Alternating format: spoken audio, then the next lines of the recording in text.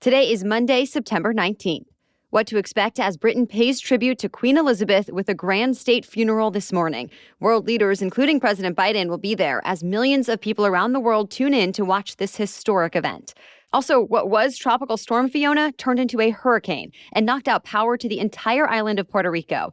What we know so far. Plus, 2 major companies hacked by one hacker.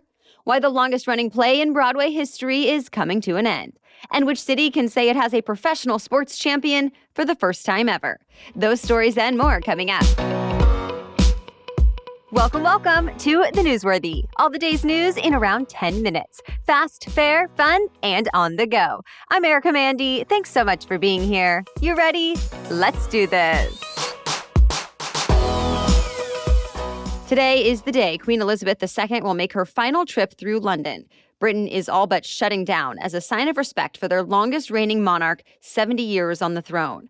Her funeral is set to begin right at 11 a.m. local time, which is 6 a.m. Eastern time here in the U.S. The ceremony is expected to last for about an hour and has been planned out down to the minute. It's also invite only. In all, about 2,000 people are expected to attend. The guest list includes hundreds of leaders and dignitaries from around the world, including President Biden and the First Lady, who arrived on Saturday.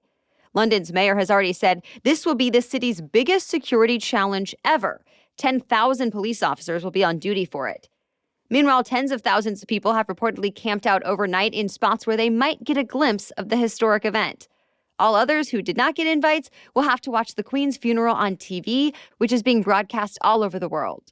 Leading up to the funeral this morning, her coffin will be carried from the hall to the Abbey as 200 musicians play during the short procession, and King Charles III and other members of the royal family follow. Once in the Abbey, the funeral will begin. And towards the end of the ceremony, the Queen will be honored with 2 minutes of silence that will take place across all of Britain. After the funeral, there will be another procession, but this one will be much longer and take the Queen's body throughout London on its way to Windsor Castle. Once there, a final, more private service will take place, including the removal of her crown, orb, and scepter, which are on top of the coffin. It will then be lowered in the royal vault. She'll be buried with her late husband, Prince Philip, the Duke of Edinburgh. Queen Elizabeth's funeral marks the end of Britain's 10 days of national mourning for her. Hurricane Fiona knocked out power to the entire island of Puerto Rico, and officials are saying it could take several days before power is fully restored. The National Weather Service said flooding has reached historic levels, and authorities have had to evacuate or rescue hundreds of people across the island. The governor is saying the damage is catastrophic. President Biden declared the situation in Puerto Rico an emergency, and that frees up federal resources and teams to respond to the disasters unfolding there.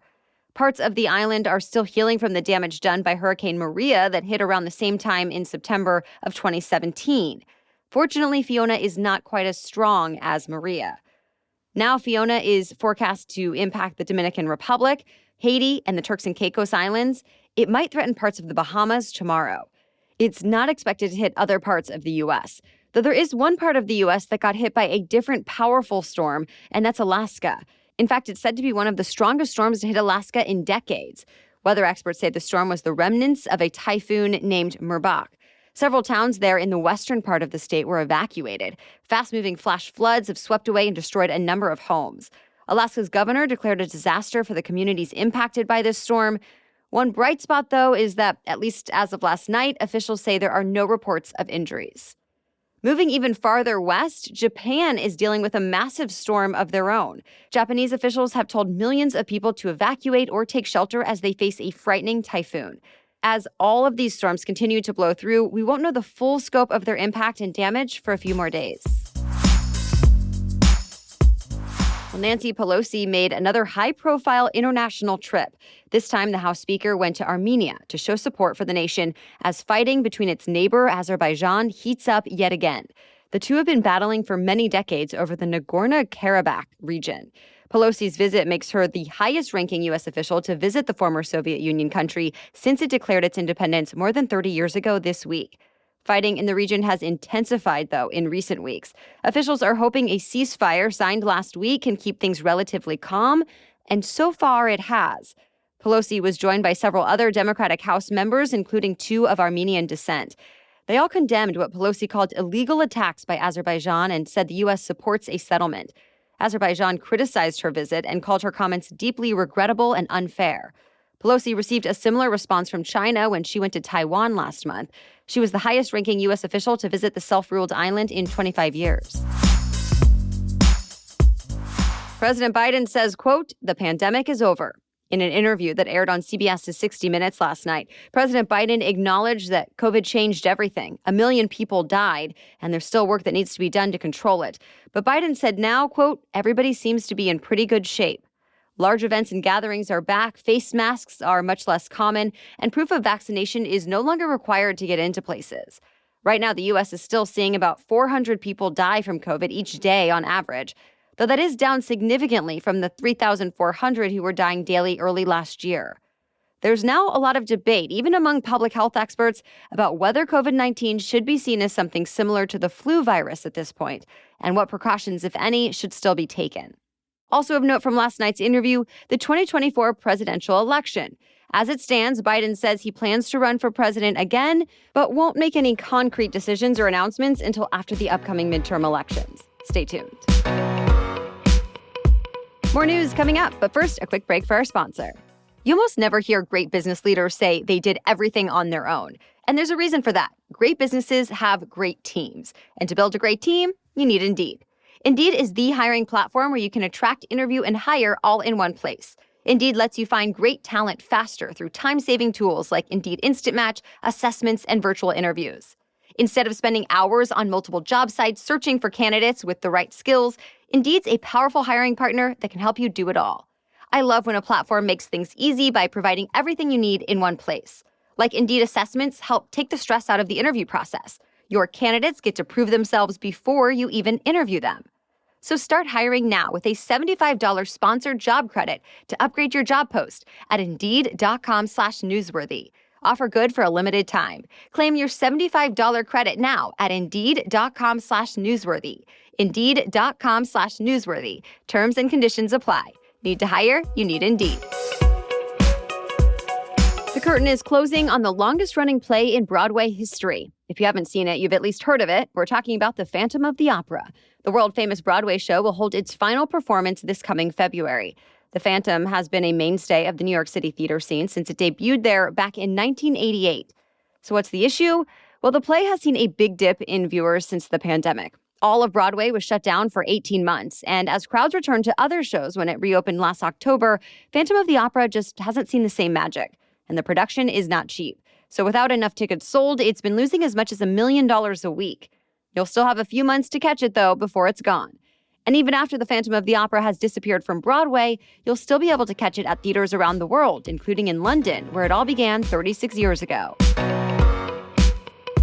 For the first time, Las Vegas can say it has a professional sports champion.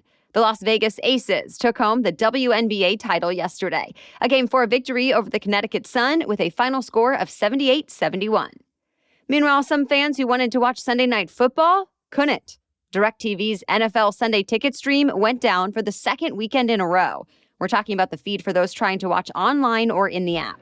DirecTV has apologized and tweeted a bit later that the stream was restored. Uber is investigating how an alleged 18-year-old hacker got almost full access to the company.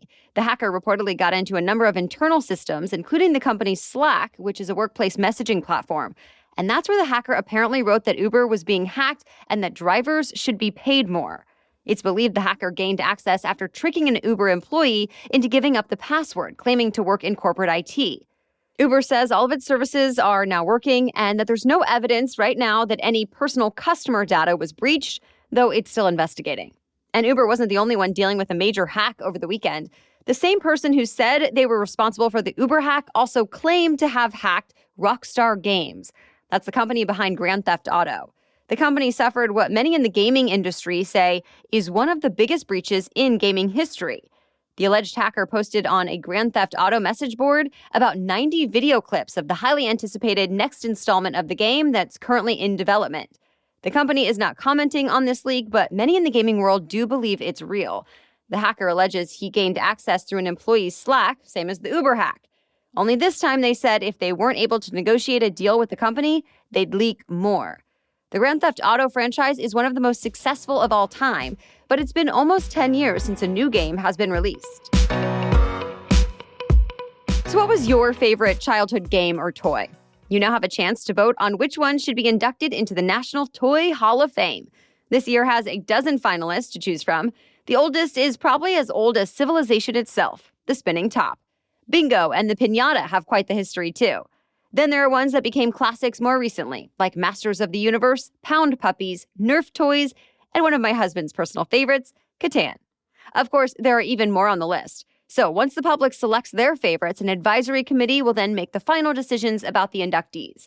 You only have a couple more days to have your say, though. Voting is open through this Wednesday. We'll put a link to the website to vote in today's episode notes on thenewsworthy.com. That's it for the main news, so now it's time for Money Monday, when we talk about one interesting money-related news story. But first, a message from our sponsor. Have you ever needed to see a doctor, but the one you usually go to, or really the one your friend recommended, is booked up for weeks or even months? Maybe that recommendation for the doctor your coworker gave you is not even taking new patients at all, or that office doesn't take your insurance. I know I've experienced all of the above. Finding a new doctor can feel like such a time-consuming hassle. But ZocDoc helps solve all of those problems.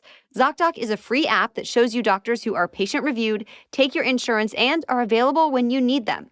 And ZocDoc's mobile app lets you quickly search, find, and book doctors with a few taps, and I'm talking about doctors that are in-network, in your neighborhood, and available ASAP. You can also read verified patient reviews. Simply go to ZocDoc.com, find the doctor that is right for you, and book an appointment in person or remotely, whatever works for your schedule. Go to ZocDoc.com/newsworthy and download the ZocDoc app for free. Then start your search for a top-rated doctor today. Many are available within 24 hours. That's ZocDoc.com/newsworthy, ZocDoc.com/newsworthy. Okay, now back to Money Monday. You may want to double-check your wallets and junk drawers before you start your holiday shopping this year. A recent survey found nearly half of Americans have at least one unused gift card, voucher, or store credit. Creditcards.com found it all totals up to about $21 billion in unused money nationwide. And the amount people have on those unused gift cards has gone up since last year. On average, the survey found each person has $175 to spend still, and that's up from $116 last year. One analyst from creditcards.com advises consumers to use gift cards as soon as possible. With inflation, the value may go down over time. Using them quickly also lessens the likelihood that you'll lose them. Of course, there are other options too, like regifting a gift card, assuming it's still valid. There are even a number of gift card resale sites now. But if you are someone who has misplaced a gift card in the past, perhaps you'll still find it one day and get an unexpected yet welcomed boost to your wallet. All right, thank you so much for listening today and every day. We'll be back with much more news to know tomorrow. For now, have a great day.